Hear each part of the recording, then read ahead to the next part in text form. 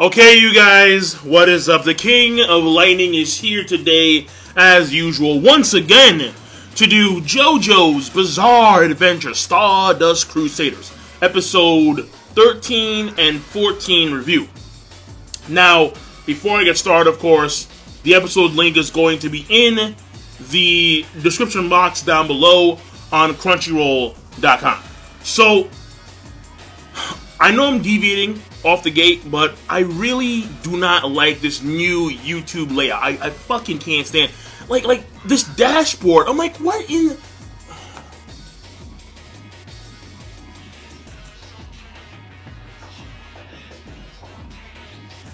Some change is good, but a lot of change in a small amount of time.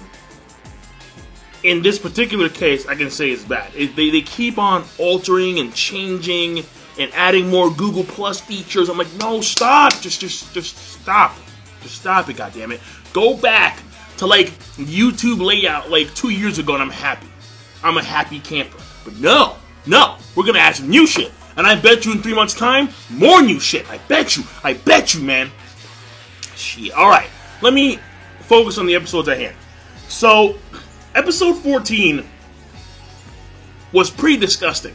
I'm not gonna lie. And for me, it threw me off because when I was watching the episode, and again, I haven't read the manga in a long time. In fact, I haven't even finished part 3 of JoJo's in the manga, but I'm not going to, and I'm gonna actually be, at some point in time, well, you know what? Okay, fine. Pretty much, I'm like just an only anime watcher. At this point in time, when it comes to part 3 of JoJo's, I'm an only anime watcher because the manga I read like 2 years ago never finished part 3. So I'm alongside with you guys, and at least for the only anime watchers. And when it came to this episode, I forgot completely about the town that they're in right now and how like disgusting it is. Because, okay, so the most disgusting part was definitely the chick. And I was eating while I was watching this too. I was eating while I was watching this. And when she turned around, and then she had the acne, and then it started to pop, and then the huge amounts of pus, and she was picking at it, like, oh, it was festering. I was like, oh, I was right there with Kakori. I'm like, oh, I had to stop eating. I had to pause. No, after, like, I skipped ahead after she left. And I just sat there for a few minutes just to regain my composure. Because to me, it was so disgusting. Out of all the scenes, the guy with the holes in his body, okay, that weren't bad. Wasn't that bad at all. The dude walking around with the cockroaches on his neck, not that bad. Alright, not, not too bad. It was the chick with the festering acne and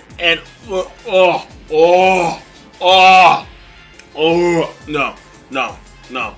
I was gonna make my thumbnail, but no, fuck that. There's no way in hell. It's nasty. It's gross. Ugh. I almost threw up. I'm not gonna lie to you. Like, I just, because I had to sit there for a few minutes just to regain myself. I'm like, shit, this is gross, dog. Damn. Ugh. And it's worse if you're eating something greasy. Now, I wasn't, God thank you, but if you're eating something greasy and you see something gross, odds are you're gonna throw up. Just saying. Like the grease is like the added bonus effect. Like, it just bogs down your throat, and you're like, no, get it out. All right, moving on.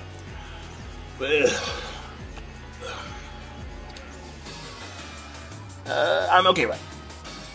Let me backpedal to episode 13. I know I'm all over the place. I don't care. You guys are here. Fuck it. Episode 13, overall, was the usual JoJo's. It was the usual because you had a stand user, and then they're trying to figure out what his abilities are, and how the stand user, he baits them, he tricks them, and they wind up overcoming it at the end of the day. And this person, and the one who actually gets the job done, more or less, is Jotaro. Kakori had a help. He had an assistance here and there where he was able to actually save the falling car, but that they were in. But aside from that, it was mainly Jotaro. And also, they have the meeting They reunite with that one girl again. I forgot her name. But they actually depart, or they split up once again, episode 14. So they reunite episode 13. Apparently, she lied about her parents living in Singapore, and she wants to take this opportunity to explore the world with Jotaro and company. But episode 14, realization, we're on a trip, a very dangerous mission, and you gotta go back to where your parents are. They're very worried, obviously. And I do want to say episode 14, of course, she's looking for Jotaro. Like, where's Jotaro? Where's Jotaro? And Jotaro, right next to the airplane, dun, dun, dun, dun, dun, dun, dun, dun, dun, dun, fucking jacket in the wind and shit. I'm like, oh, get out of here, man. Like, dude, wow. Milk this dude, I don't, my goodness. Like, seriously. And then he's in the car, like, yeah, like, this school uniform, 100% wool. Ooh. Ooh, uh-oh. Uh-oh, hey, look at me, badass over here. Jeez, man. No, I'm really not a fan of Jotaro. I think he's so linear. Out of all the Joestars so far, he's so linear. It's like, really? Like, every situation, you can expect the first thing he says, yada, yada. That's the first thing he fucking says. Tilt the hat, don't look at his face, yada, yada. Like, the fuck, man. Alright, either way. I'm so deviant. I don't care. Thing here is this. When it came to the animation, episode 13, animation overall, pretty decent. Seeing the Wheel of Fortune do its thing, climb up the rocks, actually trapping the main party in their vehicle, pretty cool. And finding out how the arm was a front, because the arm was muscular as fuck. Like, you thought like it was some big ass dude in the car. Winds up being some small Middle Eastern guy. His body's very atypical. And they don't kill him. They leave him there. And they have like some sign like I'm training. So don't disturb me. But, and, you know, that was funny. But overall, episode 13, I thought it was okay plus. Nothing too big there. But the ending of episode 13 leads to this episode, obviously, where Enyaba decides, okay, fine. So everyone failed. Fuck it. I'm gonna do myself. And in this episode, Enyaba is laying down. Well, she was almost caught by Jotaro. Because when she said Mr. Joestar, and then Jotaro caught that shit like 1 month ago. How you know our names? How you know that he's the Joestar? She freaked out for a second, played it off as if, well, Polnareff said at some point. He's like, really? Then I guess I did. But she's doing her thing right now. And so you see Whole Horse, right? Whole Horse comes in there. And again, I forgot what happened in part 3 of JoJo's Bizarre Adventure in the manga. So I forgot what went down there. But you see Whole Horse come in there, and you're thinking, oh shit, Enyaba, Whole Horse tag team, they're gonna kill the guy who killed Mr. Centerfold. And no. Whole Horse is on the hit list. Whole Horse, for abandoning Centerfold, even though he could have simply told the truth and said, listen, we took out Abudul and the other Joestars building a car. Centerfold went out without me. He went ahead and he was killed in the process. He could have done that. He could have told the truth, and Enyaba may have been reasonable. May have.